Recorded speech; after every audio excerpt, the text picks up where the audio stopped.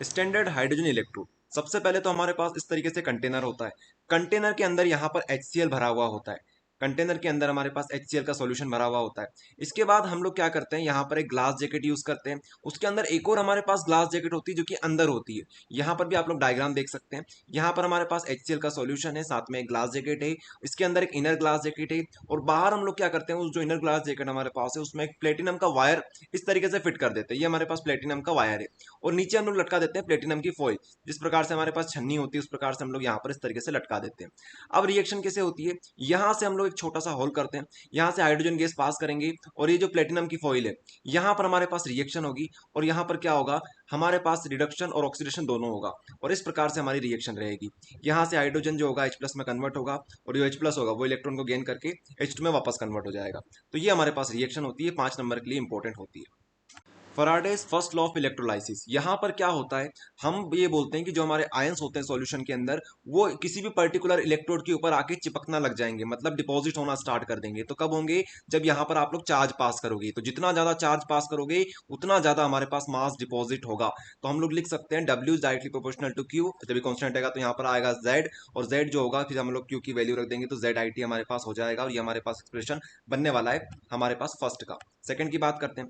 तो यहाँ पर Faraday second law of electrolysis में क्या होता है, हम लोग सबसे पहले 2 कंटेनर यूज करते हैं। ये हम लोग इस तरीके से सीरीज में कनेक्ट कर देते हैं और चार्ज हमारे पास जो करंट हमारे पास जो रहेगा वो सेम रहेगा।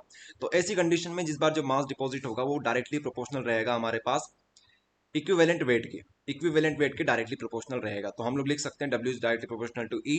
पर अगर इसी को हम लोग आगे लिखने की कोशिश करें तो ये इस तरीके से हमारे पास एक्सप्रेशन बन जाएगा दोनों अलग अलग इलेक्ट्रोड के लिए। और हम लोग यहाँ पर बात इस तरीके से बता देंगे, थ्योरी आपके लिए यहाँ पर इस तरीके से हमने लिख रखी है।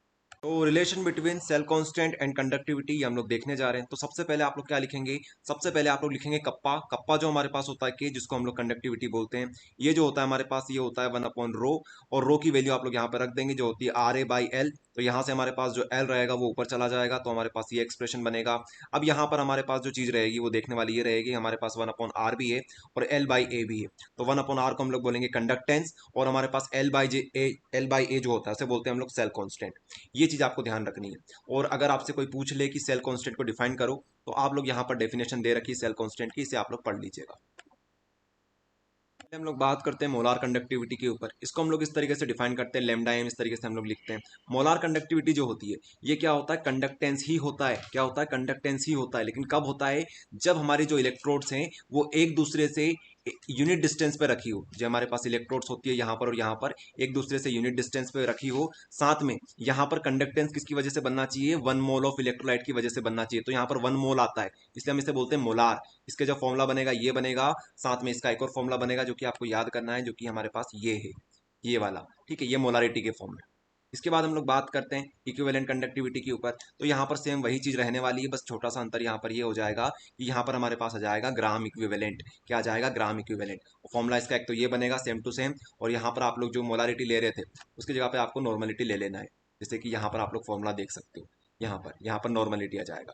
तो इस तरीके से आप लोग ये कर सकते हैं। जो हमारे पास कोलरोस्ट लॉ होता है वो क्या होता है, molar conductivity of any electrolyte eight infinite dilution. ये किसके बराबर होगी, ये होगी molar conductivity eight infinite dilution for cation and A9. दोनों का आपको सम कर देना है, साथ में यहाँ पर आपको मल्टीप्लाई करना है इनके जो भी केटाइनिक नंबर आएगा उनसे। फॉर एन एग्जाम्पल हम लोग बात करेंगे NaCl की, फिर आपको डेफिनेशन बताएंगे। तो NaCl का अगर आपको निकालना है तो यहाँ पे आ जाएगा Na+, यहाँ पर आ जाएगा Cl-।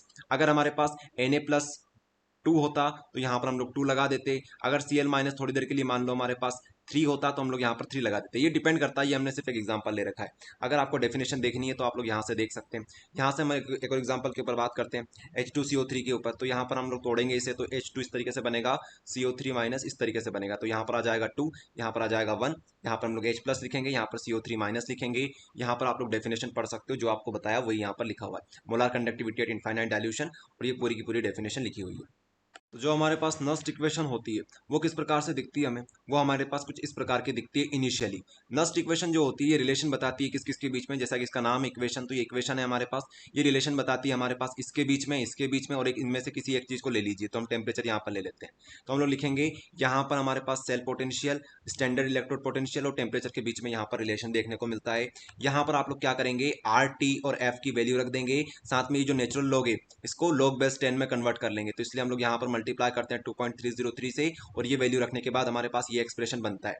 इसके बाद एक और हमारे पास इसका आगे एक्सप्रेशन होता है। आप चाहें तो यहाँ तक भी छोड़ सकते हैं, लेकिन यहाँ तक अगर आप छोड़ेंगे तो मात्र आपको 3 नंबर मिलेंगे। आगे के 2 नंबर अगर आपको चाहिए तो आपको ये चीज़ लिखनी पड़ेगी। यहाँ पर हम लोग क्या करते हैं, एग्जाम्पल आप लोग ये ले लेंगे और यहाँ पर आप लोग Zn2+ लिखेंगे, यहाँ पर Cu2+ लिखेंगे। ये पहले आएगा, ये उसके नीचे आएगा। इस तरीके से आप लोग लिखेंगे तो आपका डेरिवेशन हो जाएगा और आपको यहाँ पर आके इसको फिनिश कर देना है।